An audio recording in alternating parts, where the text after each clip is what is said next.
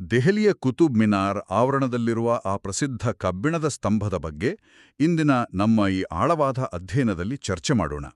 ಅಂದ್ರೆ 1600 ವರ್ಷಗಳಿಂದ ಅದು ಮಳೆ, ಗಾಳಿ, ಬಿಸಿಲಿಗೆ ಒಡ್ಡಿಕೊಂಡಿದ್ರೂ ಅದಕ್ಕೆ ಸ್ವಲ್ಪವೂ ತುಕ್ಕು ಹಿಡಿದಿಲ್ಲ. ಹೌದು, ನಿಜಕ್ಕೂ ಅದೊಂದು ಅದ್ಭುತವಾದ ವಿಜ್ಞಾನದ ವಿಸ್ಮಯ.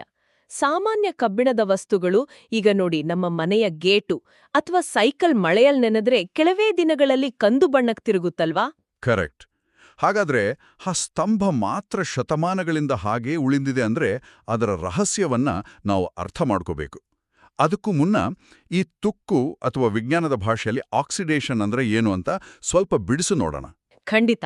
ಗ್ರಾಮೀಣ ಭಾಗದ ಶಾಲಾ ಮಕ್ಕಳಿಗೂ ಸುಲಭವಾಗಿ ಅರ್ಥ ಆಗುವ ಹಾಗೆ ಹೇಳ್ಬೇಕು ಅಂದ್ರೆ, ಈ ತುಕ್ಕು ಅನ್ನೋದು ಕೇವಲ ಕೊಳೆಯಲ್ಲ, ಅದೊಂದು ರೀತಿ ಕಬ್ಬಿಣಕ್ಕೆ ಬರುವ ಕಾಯಿಲೆ. ಓಹೋ, ಕಾಯಿಲೆ ಇದ್ದ ಹಾಗೆ. ಹೌದು, ಅಥವಾ ಲೋಹವನ್ನ ಸ್ವಲ್ಪ ಸ್ವಲ್ಪವಾಗಿ ತಿನ್ನುವ ಒಂದು ಅದೃಶ್ಯ ರಾಕ್ಷಸ ಅಂತಾನೆ ಕರೀಬಹುದು. ಕಬ್ಬಿಣವು ಗಾಳಿಯಲ್ಲಿರುವ ಆಮ್ಲಜನಕ ಮತ್ತು ನೀರಿನ ಜೊತೆ ರಾಸಾಯನಿಕ ಕ್ರಿಯೆ ನಡೆಸಿದಾಗ ಈ ಕಂದು ಬಣ್ಣದ ಪುಡಿ ಸೃಷ್ಟಿಯಾಗುತ್ತೆ. ಅಂದ್ರೆ ತುಕ್ಕು ಹಿಡಿಯಲು ಈ ಎರಡೂ ಅಂಶಗಳು, ಆಮ್ಲಜನಕ ಮತ್ತು ತೇವಾಂಶ, ಇವೆರಡೂ ಒಟ್ಟಿಗೆ ಇರಲೇಬೇಕಾ? ಹೌದು, ಇರ್ಲೇಬೇಕು. ಇವೆಂಡೂ ಸೇರಿದರೆ ಮಾತ್ರ ಆ ರಾಕ್ಷಸನಿಗೆ ಶಕ್ತಿ ಬರುತ್ತೆ. ಹಾಗಾದ್ರೆ ಇವೆರಡರಲ್ಲಿ ಒಂದನ್ನ ತೆಗೆದುಹಾಕಿದ್ರೆ ಆ ತುಕ್ಕು ಎಂಬ ರಾಕ್ಷಸ ಹಸಿವಿನಿಂದ ಸಾಯುತ್ತಾ? ಖಂಡಿತ ಸಾಯುತ್ತೆ. ಇದನ್ನೇ ನಾವು ವಿಜ್ಞಾನದಲ್ಲಿ ಆ ಪ್ರಸಿದ್ಧ ಕಬ್ಬಿಣದ ಮೊಳೆಯ ಪ್ರಯೋಗದ ಮೂಲಕ ಸುಲಭವಾಗಿ ವಿಶ್ಲೇಷಣೆ ಮಾಡ್ಬೋದು. ಆ 3 ಬಾಟ್ಲಿಗಳ ಪ್ರಯೋಗ ಅಲ್ವಾ? ಹೌದು, ಅದೇ ಪ್ರಯೋಗ. ಮೊದಲನೇ ಬಾಟ್ಲಲ್ಲಿ ನಾವು ಸಿಲಿಕಾ ಜೆಲ್ ಬಳಸಿ ಕೇವಲ ಒಣ ಗಾಳಿ ಇರುವಂತೆ ಮಾಡ್ತೀವಿ. ಅಲ್ಲಿ ಒಳಗಿರುವ ಕಬ್ಬಿಣದ ಮೊಳೆಗೆ ತುಕ್ಕು ಹಿಡಿಯಲ್ಲ. ಯಾಕೆಂದ್ರೆ ಅಲ್ಲಿ ಗಾಳಿ ಅಂದ್ರೆ ಆಮ್ಲಜನಕ ಇದೆ, ಆದ್ರೆ ತೇವಾಂಶ ಇಲ್ಲ. ನೀರಿಲ್ದೆ ತುಕ್ಕು ಬರಲ್ಲ. ನಿಖರವಾಗಿ ಹೇಳ್ದ್ರಿ. ಈಗ ಎರಡನೇ ಬಾಟ್ಲಿಗೆ ಬರೋಣ. ಇದರಲ್ಲಿ ಕುದಿಸಿದ ನೀರು ಹಾಕಿ ಅದರ ಮೇಲೆ ಸ್ವಲ್ಪ ಎಣ್ಣೆಯ ಪದರ ಸುರಿತೀವಿ.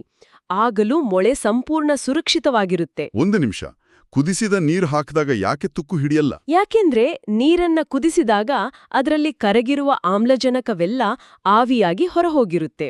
ಆಮೇಲೆ ನಾವು ಸೇರಿಸುವ ಎಣ್ಣೆಯ ಪದರ ಇದೆಯಲ್ಲ, ಹೌದು, ಅದು ಹೊರಗಿನ ಗಾಳಿ ಮತ್ತೆ ನೀರಿನೊಳಗೆ ಸೇರದಂತೆ ಒಂದು ತಡೆಗೋಡೆಯಾಗಿ ಕೆಲಸ ಮಾಡುತ್ತೆ. ಅಂದ್ರೆ ಅಲ್ಲಿ ನೀರಿದೆ, ಆದ್ರೆ ಆಮ್ಲಜನಕವಿಲ್ಲ. ವಾವ್, ಇದು ತುಂಬಾ ಸ್ವಾರಸ್ಯಕರವಾಗಿದೆ.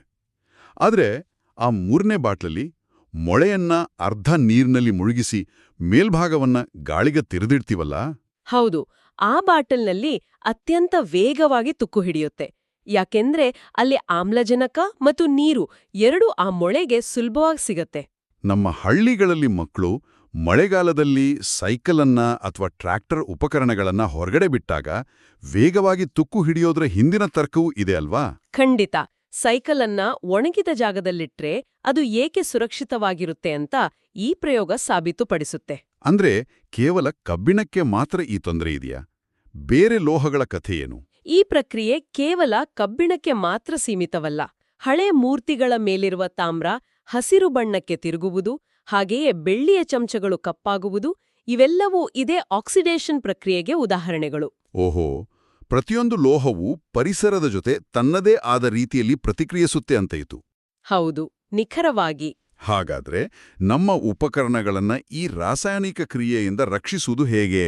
ಅತ್ಯಂತ ಸಾಮಾನ್ಯ ವಿಧಾನ ಅಂದ್ರೆ ಬಣ್ಣ ಬಳಿಯುವುದು ಅಲ್ವಾ? ಹೌದು, ಬಣ್ಣ ಬಳಿಯುವುದು ಮಳೆಗಾಲದಲ್ಲಿ ನಾವು ರೇನ್ಕೋಟ್ ಹಾಕೊಂಡಂತೆ.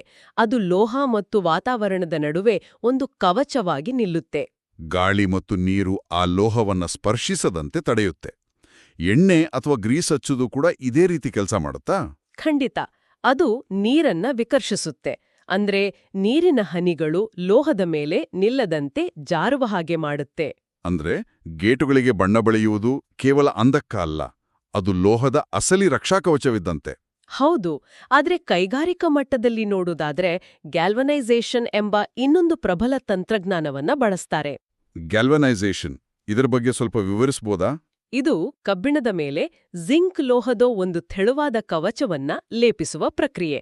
ಇದು ಸೂಪರ್ ಶೀಲ್ಡ್ ತರ ಕೆಲಸ ಮಾಡುತ್ತೆ. ಅಂದ್ರೆ ಕಬ್ಬಿಣಕ್ಕೆ ಜಿಂಕ್ನಿಂದ ಕೇವಲ ಭೌತಿಕ ತಡೆಗೋಡೆ ನಿರ್ಮಿಸಿದಂತೆ ಅಷ್ಟೇನಾ? ಇಲ್ಲ, ಇದರಲ್ಲಿ ಒಂದು ವಿಶೇಷತೆ ಇದೆ. ಇಲ್ಲಿ ಜಿಂಕ್ ಒಂದು ತ್ಯಾಗ ಮಾಡುವ ಲೋಹವಾಗಿ ಕೆಲಸ ಮಾಡುತ್ತೆ. ಆ ಜಿಂಕ್ ಲೇಪನಕ್ಕೆ ಸ್ವಲ್ಪ ಗೀರು ಬಿದ್ದು ಒಳಗಿನ ಕಬ್ಬಿಣ ಹೊರಗಿನ ಗಾಳಿಗೆ ತೆರೆದುಕೊಂಡ್ರೂ ಕಬ್ಬಿಣದ ಬದಲು ಜಿಂಕ್ ತಾನೇ ಮುನ್ನುಗ್ಗಿ ಆಕ್ಸಿಡೈಸ್ ಆಗತ್ತೆ. ವಾವ್, ಅಂದ್ರೆ ತನ್ನನ್ನು ತಾನು ನಾಶ ಮಾಡ್ಕೊಂಡು ಒಳಗಿರುವ ಕಬ್ಬಿಣವನ್ನ ಸುರಕ್ಷಿತವಾಗಿಡುತ್ತೆ. ಇದೇ ಇದರ ಹಿಂದಿರುವ ಅಸಲಿ ತಂತ್ರ? ನಿಖರವಾಗಿ. ಒಟ್ಟಿನಲ್ಲಿ ಹೇಳುವುದಾದ್ರೆ ತುಕ್ಕು ಎಂಬುದು ಆಮ್ಲಜನಕ, ನೀರು ಮತ್ತು ಲೋಹದ ನಡುವಿನ ಸರಳ ರಾಸಾಯನಿಕ ಸಮರ. ಇವುಗಳ ಸಂಪರ್ಕವನ್ನ ಕಡಿತಗೊಳಿಸಿದ್ರೆ ನಮ್ಮ ವಸ್ತುಗಳನ್ನ ಉಳಿಸ್ಬೋದು. ಹೌದು. ಈಗ ಮತ್ತೆ ಆ ದೆಹಲಿಯ ಸ್ತಂಭರ ವಿಷಯಕ್ಕೆ ಬರೋಣ. ಅಂದಿನ ಕಾಲದ ಪ್ರಾಚೀನ ಕುಶಲಕರ್ಮಿಗಳು ಆ ಕಬ್ಬಿಣದಲ್ಲಿ ರಂಜಕದ ಅಂದ್ರೆ ಫಾಸ್ಫರಸ್ ಅಂಶವನ್ನು ಒಳಿಸಿದ್ರು. ಓಹೋ, ಅದಕ್ಕೆ ತುಕ್ಕು ಹಿಡ್ದಿಲ್ಲ. ಹೌದು. ಆ ಫಾಸ್ಫರಸ್ನಿಂದಾಗಿ ಒಂದು ವಿಶೇಷವಾದ ರಕ್ಷಣಾತ್ಮಕ ಪದರವು ತಾನೇ ತಾನಾಗಿ ನಿರ್ಮಾಣವಾಗುವಂತೆ ಮಾಡಿದ್ರು. ಅದು ಇಂದಿಗೂ ಆಮ್ಲಜನಕ ಮತ್ತು ತೇವಾಂಶವನ್ನ ತಡೆಯುತ್ತಲೇ ಇದೆ. ಸಾವಿರಾರು ವರ್ಷಗಳ ಹಿಂದೆಯೇ ನಮ್ಮ ಭಾರತೀಯ ವಿಜ್ಞಾನಿಗಳಿಗೆ ಇಂತಹ ಅದ್ಭುತವಾದ ತುಕ್ಕು ನಿರೋಧಕ ತಂತ್ರಜ್ಞಾನ ಗೊತ್ತಿತ್ತು ಅನ್ನೋದು ನಿಜಕ್ಕೂ ಬೆರಗು ಮೂಡಿಸುತ್ತೆ. ಖಂಡಿತವಾಗಿಯೂ. ಹಾಗಾದ್ರೆ ನಮ್ಮ ಪ್ರಾಚೀನ ಸ್ಮಾರಕಗಳಲ್ಲಿ ಇಂದಿನ ಆಧುನಿಕ ವಿಜ್ಞಾನಿಗಳು ಮರುಶೋಧಿಸಲು ಕಾಯುತ್ತಿರುವ ಇನ್ಯಾವ ಅದ್ಭುತ ವೈಜ್ಞಾನಿಕ ರಹಸ್ಯಗಳು ಅಡಗಿರಬಹುದು? ಈ ಆಳವಾದ ಯೋಚನೆಯನ್ನ ನಿಮ್ಮೆಲ್ಲರಿಗೂ ಬಿಡುತ್ತಾ ಇಂದಿನ ಈ ಚರ್ಚೆಯನ್ನ ಇಲ್ಲಿಗೆ ವಿರಾಮಗೊಳಿಸೋಣ.